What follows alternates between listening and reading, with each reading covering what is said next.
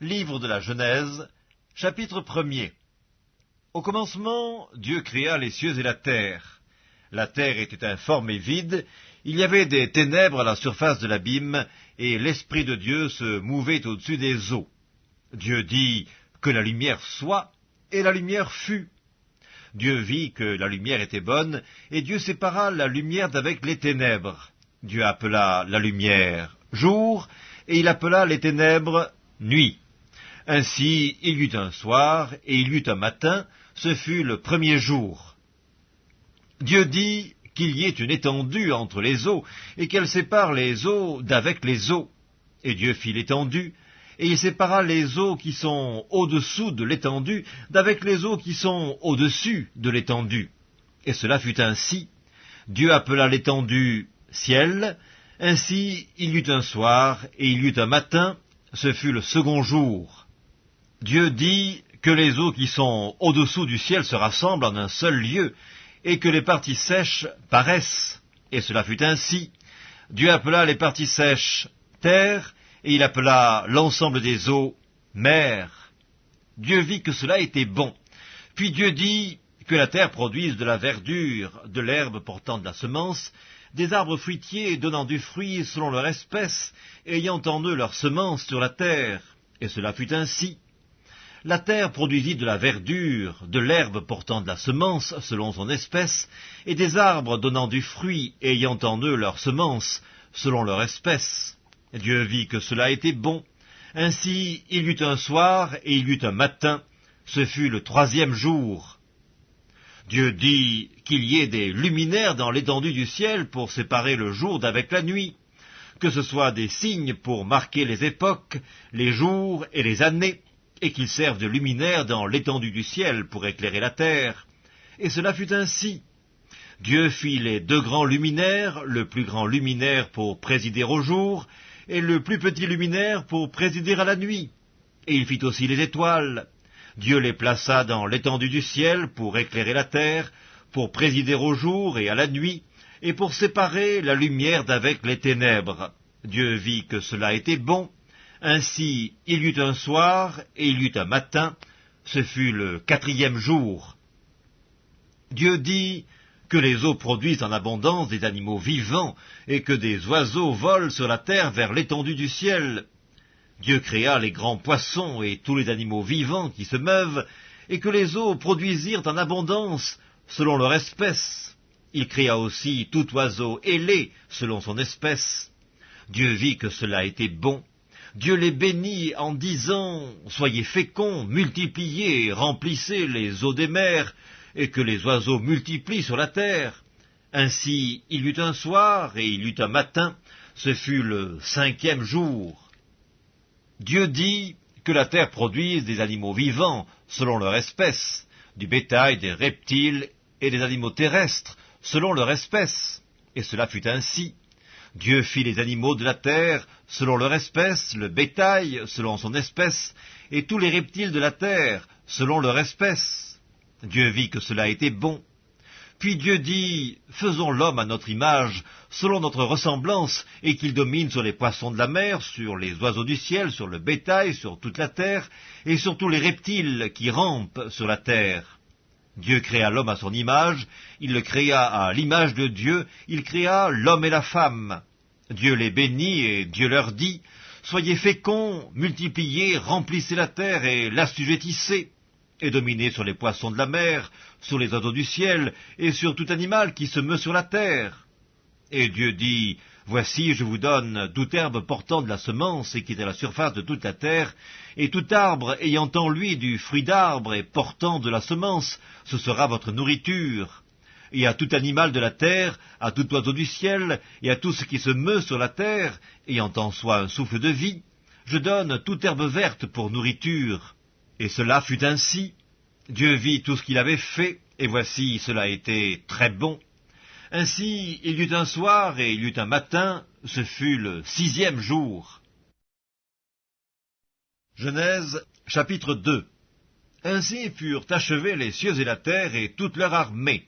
Dieu acheva au septième jour son œuvre qu'il avait faite, et il se reposa au septième jour de toute son œuvre qu'il avait faite. Dieu bénit le septième jour, et il le sanctifia, parce qu'en ce jour il se reposa de toute son œuvre qu'il avait créée en la faisant. Voici les origines des cieux et de la terre quand ils furent créés.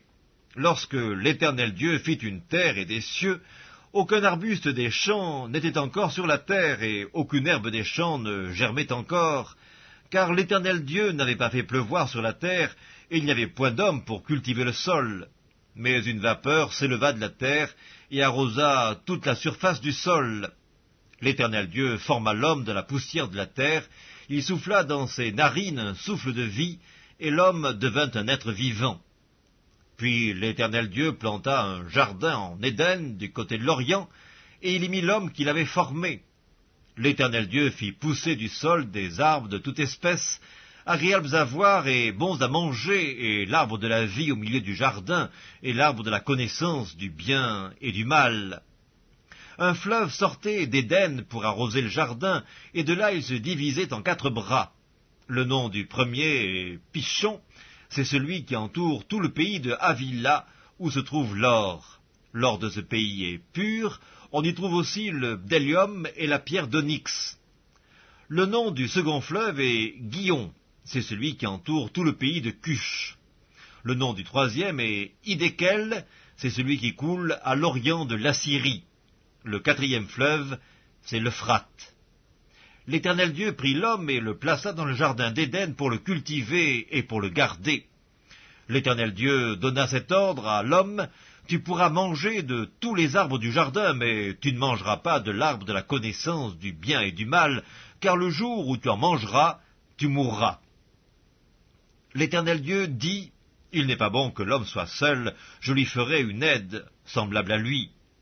L'Éternel Dieu forma de la terre tous les animaux des champs et tous les oiseaux du ciel, et il les fit venir vers l'homme pour voir comment il les appellerait, et afin que tout être vivant portât le nom que lui donnerait l'homme.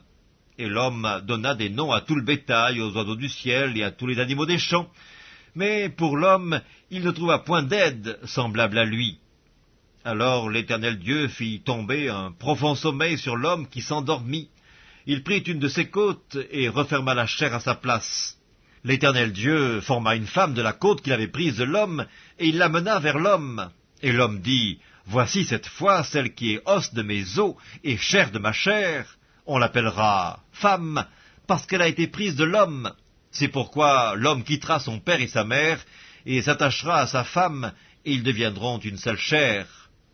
L'homme et sa femme étaient tous deux nus, et ils n'en avaient point honte. Genèse, chapitre 3. Le serpent était le plus rusé de tous les animaux des champs que l'Éternel Dieu avait fait. Il dit à la femme: Dieu a-t-il réellement dit, vous ne mangerez pas de tous les arbres du jardin? La femme répondit au serpent: nous mangeons du fruit des arbres du jardin, mais quant au fruit de l'arbre qui est au milieu du jardin, Dieu a dit: vous n'en mangerez point et vous n'y toucherez point, de peur que vous ne mouriez. Alors le serpent dit à la femme: vous ne mourrez point, mais Dieu sait que le jour où vous en mangerez, vos yeux s'ouvriront et que vous serez comme des dieux, connaissant le bien et le mal. La femme vit que l'arbre était bon à manger et agréable à la vue, et qu'il était précieux pour ouvrir l'intelligence. Elle prit son fruit et en mangea. Elle en donna aussi à son mari, qui était auprès d'elle, et il en mangea. Les yeux de l'un et de l'autre s'ouvrirent, ils connurent qu'ils étaient nus, et ayant cousu des feuilles de figuier, ils s'en firent des ceintures. Alors ils entendirent la voix de l'Éternel Dieu qui parcourait le jardin vers le soir, et l'homme et sa femme se cachèrent loin de la face de l'Éternel Dieu, au milieu des arbres du jardin.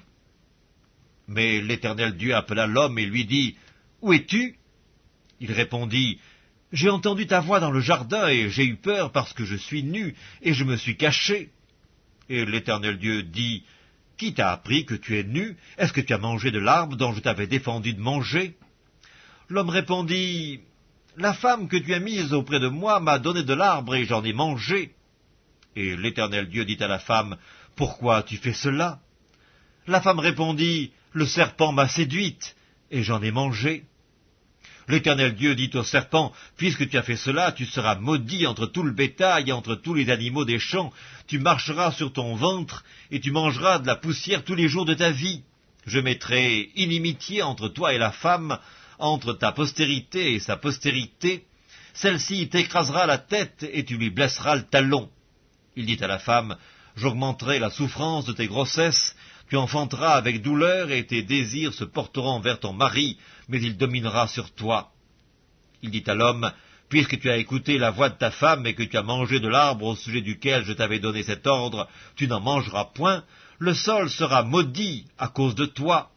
C'est à force de peine que tu en tireras ta nourriture tous les jours de ta vie, il te produira des épines et des ronces, et tu mangeras de l'herbe des champs. C'est à la sueur de ton visage que tu mangeras du pain jusqu'à ce que tu retournes dans la terre d'où tu as été pris, car tu es poussière, et tu retourneras dans la poussière. Adam donna à sa femme le nom d'Ève, car elle a été la mère de tous les vivants. L'Éternel Dieu fit à Adam et à sa femme des habits de peau, et il les en revêtit. L'Éternel Dieu dit, voici, l'homme est devenu comme l'un de nous pour la connaissance du bien et du mal. Empêchons-le maintenant d'avancer sa main, de prendre de l'arbre de vie, d'en manger et de vivre éternellement. Et l'Éternel Dieu le chassa du jardin d'Éden pour qu'il cultivât la terre d'où il avait été pris. C'est ainsi qu'il chassa Adam, et il mit à l'orient du jardin d'Éden les chérubins qui agitent une épée flamboyante pour garder le chemin de l'arbre de vie. Genèse, chapitre 4. Adam connut Ève, sa femme. Elle conçut et enfanta Caïn, et elle dit, « J'ai formé un homme avec l'aide de l'Éternel. » Elle enfanta encore son frère Abel. Abel fut berger, et Caïn fut laboureur. Au bout de quelque temps, Caïn fit à l'Éternel une offrande des fruits de la terre, et Abel de son côté en fit une des premiers-nés de son troupeau et de leur graisse. L'Éternel porta un regard favorable sur Abel et sur son offrande, mais il ne porta pas un regard favorable sur Caïn et sur son offrande. Caïn fut très irrité, et son visage fut abattu, et l'Éternel dit à Caïn, « Pourquoi es-tu irrité, et pourquoi ton visage est-il abattu? Certainement, si tu agis bien, tu relèveras ton visage, et si tu agis mal, le péché se couche à la porte, et ses désirs se portent vers toi, mais toi, domine sur lui. » Cependant, Caïn adressa la parole à son frère Abel, mais comme ils étaient dans les champs, Caïn se jeta sur son frère Abel et le tua. L'Éternel dit à Caïn, « Où est ton frère Abel ?» Il répondit, « Je ne sais pas, suis-je le gardien de mon frère ?» Et Dieu dit, « Qu'as-tu fait ? La voix du sang de ton frère crie de la terre jusqu'à moi. Maintenant tu seras maudit de la terre qui a ouvert sa bouche pour recevoir de ta main le sang de ton frère. Quand tu cultiveras le sol, il ne te donnera plus sa richesse. Tu seras errant et vagabond sur la terre. » Caïn dit à l'Éternel, « Mon châtiment est trop grand pour être supporté. Voici, tu me chasses aujourd'hui de cette terre. Je serai caché loin de ta face. Je serai errant et vagabond sur la terre, et quiconque me trouvera me tuera. » L'Éternel lui dit, « Si quelqu'un tuait Caïn, Caïn serait vengé 7 fois. » Et l'Éternel mit un signe sur Caïn pour que quiconque le trouverait ne le tuât point. Puis Caïn s'éloigna de la face de l'Éternel et habita dans la terre de Nod, à l'orient d'Éden. Caïn connut sa femme, elle conçut et enfanta Enoch. Il bâtit ensuite une ville, et il donna à cette ville le nom de son fils, Enoch. Enoch engendra Irad, Irad engendra Méhujaël, Méhujaël engendra Métushaël, et Métushaël engendra Lémec. Lémec prit 2 femmes, le nom de l'une était Ada, et le nom de l'autre Tsilla. Ada enfanta Jabal, il fut le père de ceux qui habitent sous des tentes et près des troupeaux. Le nom de son frère était Jubal, il fut le père de tous ceux qui jouent de la harpe et du chalumeau.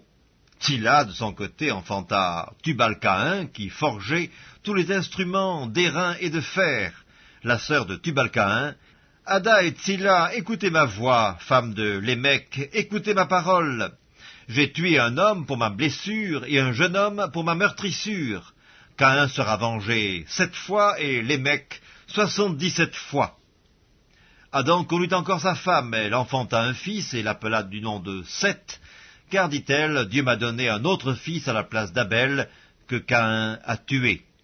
Seth eut aussi un fils, et il l'appela du nom d'Énoch. C'est alors que l'on commença à invoquer le nom de l'Éternel. Genèse, chapitre 5. Voici le livre de la postérité d'Adam. Lorsque Dieu créa l'homme, il le fit à la ressemblance de Dieu. Il créa l'homme et la femme, il les bénit, et il les appela du nom d'homme, lorsqu'ils furent créés. Adam, âgé de 130 ans, engendra un fils à sa ressemblance, selon son image, et il lui donna le nom de Seth. Les jours d'Adam, après la naissance de Seth, furent de 800 ans, et il engendra des fils et des filles. Tous les jours qu'Adam vécut furent de 930 ans, puis il mourut. Seth, âgé de 105 ans, engendra Énoch. Seth vécut, après la naissance d'Énoch, 807 ans, et il engendra des fils et des filles. Tous les jours de Seth furent de 912 ans, puis il mourut. Énoch, âgé de 90 ans, engendra Kénan. Énoch vécut, après la naissance de Kénan, 815 ans, et il engendra des fils et des filles. Tous les jours d'Énoch furent de 905 ans, puis il mourut. Kénan, âgé de 70 ans, engendra Mahalaleel. Kénan vécut, après la naissance de Mahalaleel, 840 ans. Il engendra des fils et des filles. Tous les jours de Kénan furent de 910 ans, puis il mourut. Mahalaleel, âgé de 65 ans, engendra Jéred. Mahalaleel vécut, après la naissance de Jéred, 830 ans. Il engendra des fils et des filles. Tous les jours de Mahalaleel furent de 895 ans, puis il mourut. Jéred, âgé de 162 ans, engendra Énoch. Jéred vécut, après la naissance d'Énoch, 800 ans, et il engendra des fils et des filles. Tous les jours de Jéred furent de 962 ans, puis il mourut. Énoch, âgé de 65 ans, engendra Méthusélah. Énoch, après la naissance de Méthusélah, marcha avec Dieu 300 ans. Il engendra des fils et des filles. Tous les jours d'Énoch furent de 365 ans. Énoch marcha avec Dieu, puis il ne fut plus, parce que Dieu le prit. Méthusélah, âgé de 187 ans, engendra Lémec. Méthusélah vécut, après la naissance de Lémec, 782 ans. Il engendra des fils et des filles. Tous les jours de Méthusélah furent de 969 ans, puis il mourut. Lémec, âgé de 182 ans, engendra un fils. Il lui donna le nom de Noé, en disant « Celui-ci nous consolera de nos fatigues et du travail pénible de nos mains, provenant de cette terre que l'Éternel a maudite. » Lémec vécut, après la naissance de Noé, 595 ans, et il engendra des fils et des filles. Tous les jours de Lémec furent de 777 ans, puis il mourut. Noé, âgé de 500 ans, engendra Sem, Cam et Japheth. Genèse, chapitre 6. Lorsque les hommes eurent commencé à se multiplier sur la face de la terre, et que des filles leur furent nées, les fils de Dieu virent que les filles des hommes étaient belles, et ils en prirent pour femmes parmi toutes celles qu'ils choisirent.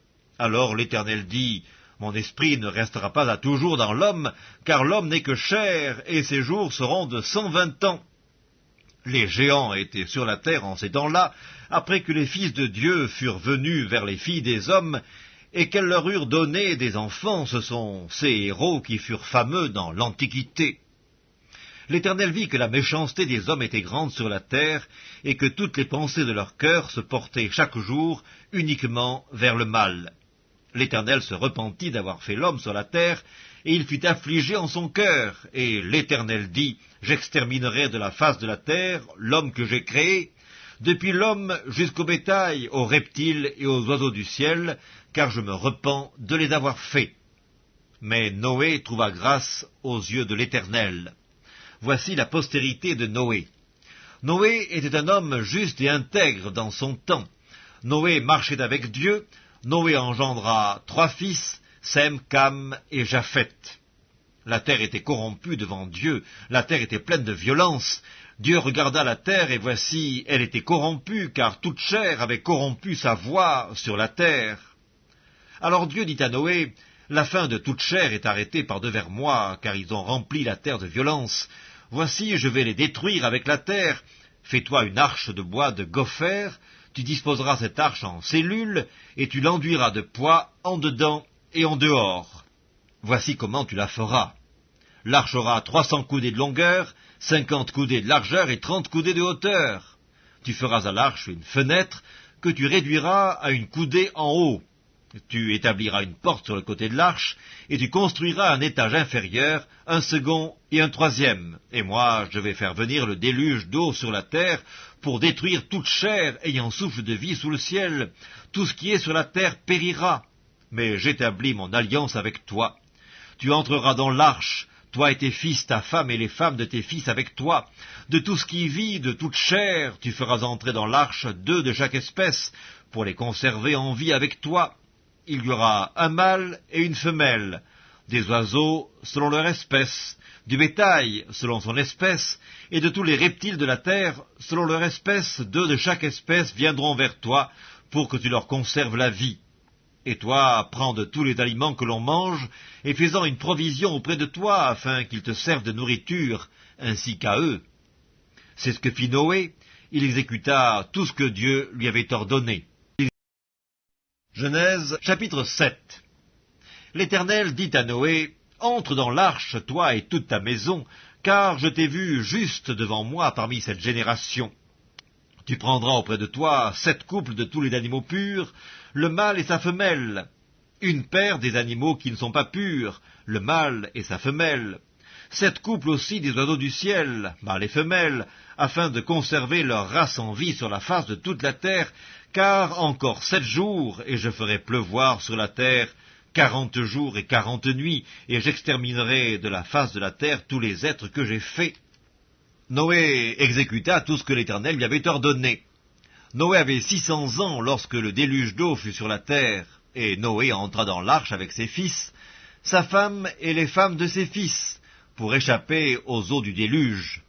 D'entre les animaux purs et les animaux qui ne sont pas purs, les oiseaux et tout ce qui se meut sur la terre, il entra dans l'arche auprès de Noé, 2 à 2, un mâle et une femelle, comme Dieu l'avait ordonné à Noé. 7 jours après, les eaux du déluge furent sur la terre.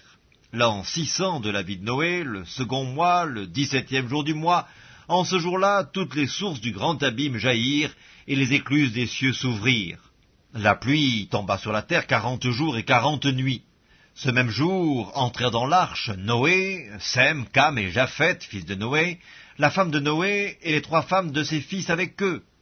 Eux et tous les animaux, selon leur espèce, tout le bétail, selon son espèce, tous les reptiles qui rampent sur la terre, selon leur espèce, tous les oiseaux, selon leur espèce, tous les petits oiseaux, tout ce qui a des ailes, ils entrèrent dans l'arche auprès de Noé, 2 à 2, de toute chair ayant souffle de vie.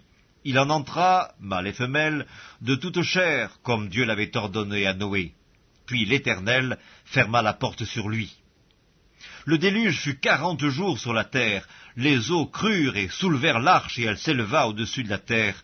Les eaux grossirent et s'accrurent beaucoup sur la terre, et l'arche flotta sur la surface des eaux. Les eaux grossirent de plus en plus, et toutes les hautes montagnes qui sont sous le ciel entier furent couvertes. Les eaux s'élevèrent de 15 coudées au-dessus des montagnes qui furent couvertes. Tout ce qui se mouvait sur la terre périt, tant les oiseaux que le bétail et les animaux, tout ce qui rampait sur la terre et tous les hommes. Tout ce qui avait respiration, souffle de vie dans ses narines, et qui était sur la terre sèche, mourut. Tous les êtres qui étaient sur la face de la terre furent exterminés, depuis l'homme jusqu'au bétail, aux reptiles et aux oiseaux du ciel, ils furent exterminés de la terre. Il ne resta que Noé et ce qui était avec lui dans l'arche. Les eaux furent grosses sur la terre pendant 150 jours. Genèse, chapitre 8. Dieu se souvint de Noé, de tous les animaux et de tout le bétail qui était avec lui dans l'arche. Et Dieu fit passer un vent sur la terre, et les eaux s'apaisèrent. Les sources de l'abîme et les écluses des cieux furent fermées, et la pluie ne tomba plus du ciel. Les eaux se retirèrent de dessus la terre, s'en allant et s'éloignant, et les eaux diminuèrent au bout de 150 jours. Le 7e mois, le 17e jour du mois, l'arche s'arrêta sur les montagnes d'Arara. Les eaux allèrent en diminuant jusqu'au 10e mois. Le 10e mois, le 1er jour du mois, apparurent les sommets des montagnes. Au bout de 40 jours, Noé ouvrit la fenêtre qu'il avait faite à l'arche. Il lâcha le corbeau, qui sortit, partant et revenant, jusqu'à ce que les eaux eussent séché sur la terre. Il lâcha aussi la colombe, pour voir si les eaux avaient diminué à la surface de la terre. Mais la colombe ne trouva aucun lieu pour poser la plante de son pied, et elle revint à lui dans l'arche, car il y avait des eaux à la surface de toute la terre. Il avança la main, la prit et la fit rentrer auprès de lui dans l'arche. Il attendit encore 7 autres jours, et il lâcha de nouveau la colombe hors de l'arche. La colombe revint à lui sur le soir, et voici une feuille d'olivier arrachée était dans son bec. Noé connut ainsi que les eaux avaient diminué sur la terre. Il attendit encore 7 autres jours, et il lâcha la colombe, mais elle ne revint plus à lui. L'an 601, le premier mois, le premier jour du mois, les eaux avaient séché sur la terre. Noé ôta la couverture de l'arche, il regarda, et voici la surface de la terre avait séché. Le second mois, le 27e jour du mois, la terre fut sèche. Alors Dieu parla à Noé en disant, « Sors de l'arche, toi et ta femme, tes fils et les femmes de tes fils avec toi. Fais sortir avec toi tous les animaux de toute chair qui sont avec toi, tant les oiseaux que le bétail et tous les reptiles qui rampent sur la terre, qu'ils se répandent sur la terre, qu'ils soient féconds et multiplient sur la terre. » Et Noé sortit avec ses fils, sa femme et les femmes de ses fils. Tous les animaux, tous les reptiles, tous les oiseaux, tout ce qui se meut sur la terre, selon leurs espèces, sortirent de l'arche. Noé bâtit un autel à l'Éternel, il prit de toutes les bêtes pures et de tous les oiseaux purs, et il offrit des holocaustes sur l'autel. L'Éternel sentit une odeur agréable, et l'Éternel dit en son cœur, « Je ne maudirai plus la terre à cause de l'homme, parce que les pensées du cœur de l'homme sont mauvaises dès sa jeunesse, et je ne frapperai plus tout ce qui est vivant comme je l'ai fait. Tant que la terre subsistera, les semailles et la moisson, le froid et la chaleur, l'été et l'hiver, le jour et la nuit ne cesseront point. » Genèse chapitre 9. Dieu bénit Noé et ses fils, et il leur dit, « Soyez féconds, multipliez et remplissez la terre. Vous serez un sujet de crainte et d'effroi pour tout animal de la terre, pour tout oiseau du ciel, pour tout ce qui se meut sur la terre, et pour tous les poissons de la mer. Ils sont livrés entre vos mains. Tout ce qui se meut et qui a vie vous servira de nourriture. Je vous donne tout cela comme l'herbe verte. Seulement vous ne mangerez point de chair avec son âme, avec son sang. Sachez-le aussi, je redemanderai le sang de vos âmes, je le redemanderai à tout animal, et je redemanderai l'âme de l'homme, à l'homme qui est son frère. Si quelqu'un verse le sang de l'homme, par l'homme son sang sera versé, car Dieu a fait l'homme à son image. Et vous, soyez féconds et multipliez, répandez-vous sur la terre et multipliez sur elle. » Dieu parla encore à Noé et à ses fils avec lui en disant, « Voici, j'établis mon alliance avec vous et avec votre postérité après vous, avec tous les êtres vivants qui sont avec vous, tant les oiseaux que le bétail et tous les animaux de la terre, soit avec tous ceux qui sont sortis de l'arche, soit avec tous les animaux de la terre.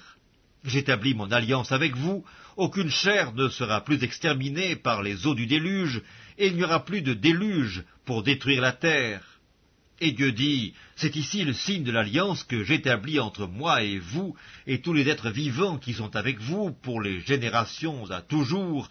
J'ai placé mon arc dans la nue, et il servira de signe d'alliance entre moi et la terre. Quand j'aurai rassemblé des nuages au-dessus de la terre, l'arc paraîtra dans la nue, et je me souviendrai de mon alliance entre moi et vous, et tous les êtres vivants de toute chair, et les eaux ne deviendront plus un déluge pour détruire toute chair. L'arc sera dans la nue, et je le regarderai pour me souvenir de l'alliance perpétuelle entre Dieu et tous les êtres vivants de toute chair qui est sur la terre. » Et Dieu dit à Noé, « Tel est le signe de l'alliance que j'établis entre moi et toute chair qui est sur la terre. » Les fils de Noé qui sortirent de l'arche étaient Sem, Cam et Japheth. Cam fut le père de Canaan. Ce sont là les 3 fils de Noé, et c'est leur postérité qui peupla toute la terre. Noé commença à cultiver la terre et planta de la vigne. Il but du vin, s'enivra et se découvrit au milieu de sa tente.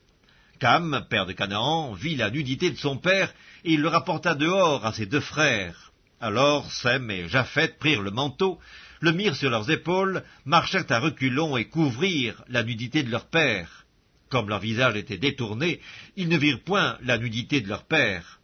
Lorsque Noé se réveilla de son vin, il apprit ce que lui avait fait son fils cadet, et il dit, « Maudit soit Canaan, qu'il soit l'esclave des esclaves de ses frères. » Il dit encore, « Béni soit l'Éternel, Dieu de Sem, et que Canaan soit leur esclave.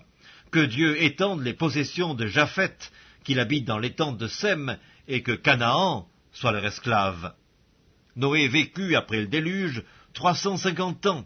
Tous les jours de Noé furent de 950 ans, puis il mourut. Genèse chapitre 10, verset 1er. Voici la postérité des fils de Noé, Sem, Cam et Japheth. Il leur naquit des fils après le déluge. Les fils de Japheth furent Gomer, Magog, Madaï, Javan, Tubal, Méchec et Tiras. Les fils de Gomer, Ashkenaz, Riphat et Togarma.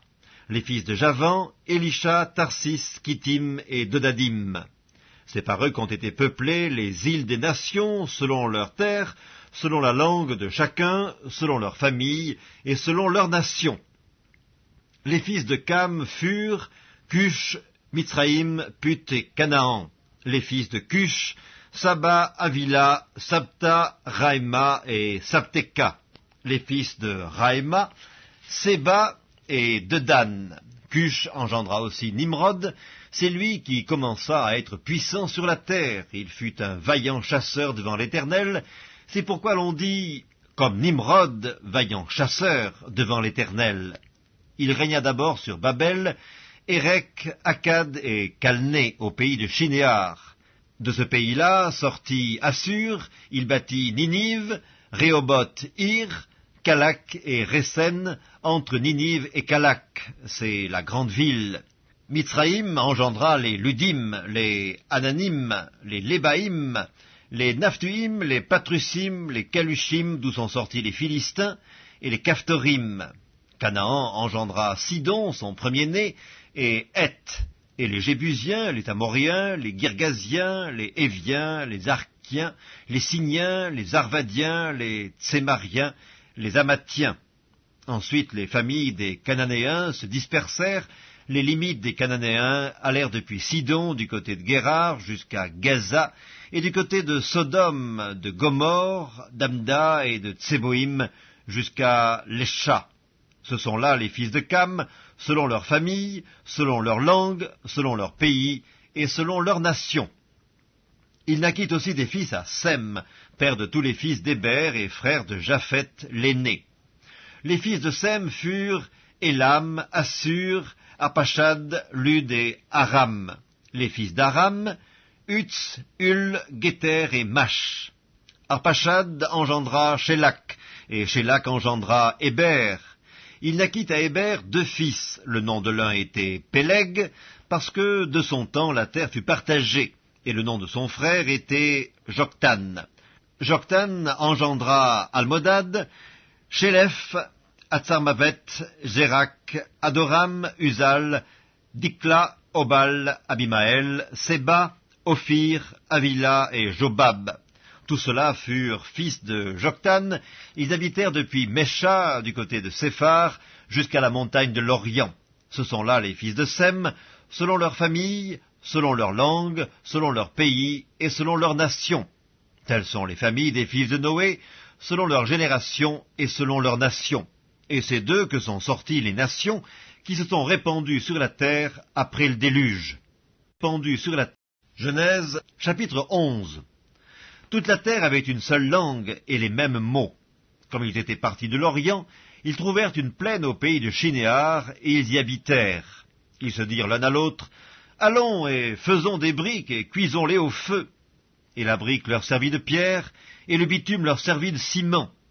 Ils dirent encore, « Allons, bâtissons-nous une ville et une tour dont le sommet touche au ciel, et faisons-nous un nom, afin que nous ne soyons pas dispersés sur la face de toute la terre. » L'Éternel descendit pour voir la ville et la tour que bâtissaient les fils des hommes, et l'Éternel dit, « Voici, ils forment un seul peuple, et ont tous une même langue, et c'est là ce qu'ils ont entrepris.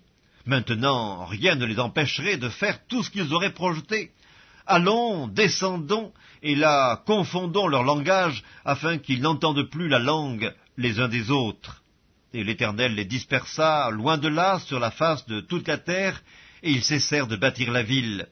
C'est pourquoi on l'appela du nom de Babel, car c'est là que l'Éternel confondit le langage de toute la terre, et c'est de là que l'Éternel les dispersa sur la face de toute la terre. Voici la postérité de Sem. Sem, âgé de 100 ans, engendra Arpachad 2 ans après le déluge. Sem vécut, après la naissance d'Arpachad, 500 ans, et il engendra des fils et des filles. Arpachad, âgé de 35 ans, engendra Shélak. Arpachad vécut, après la naissance de Shélak, 403 ans, et il engendra des fils et des filles. Shélak, âgé de 30 ans, engendra Héber. Shélak vécut, après la naissance d'Héber, 403 ans, et il engendra des fils et des filles. Héber, âgé de 34 ans, engendra Péleg. Héber vécut, après la naissance de Péleg, 430 ans, et il engendra des fils et des filles. Péleg, âgé de 30 ans, engendra Réu. Péleg vécut, après la naissance de Réu, 209 ans, et il engendra des fils et des filles. Réu, âgé de 32 ans, engendra Sérug. Réu vécut, après la naissance de Sérug, 207 ans, et il engendra des fils et des filles. Sérug, âgé de 30 ans, engendra Nachor. Sérug vécut, après la naissance de Nachor, 200 ans, et il engendra des fils et des filles. Nachor, âgé de 29 ans, engendra Térak.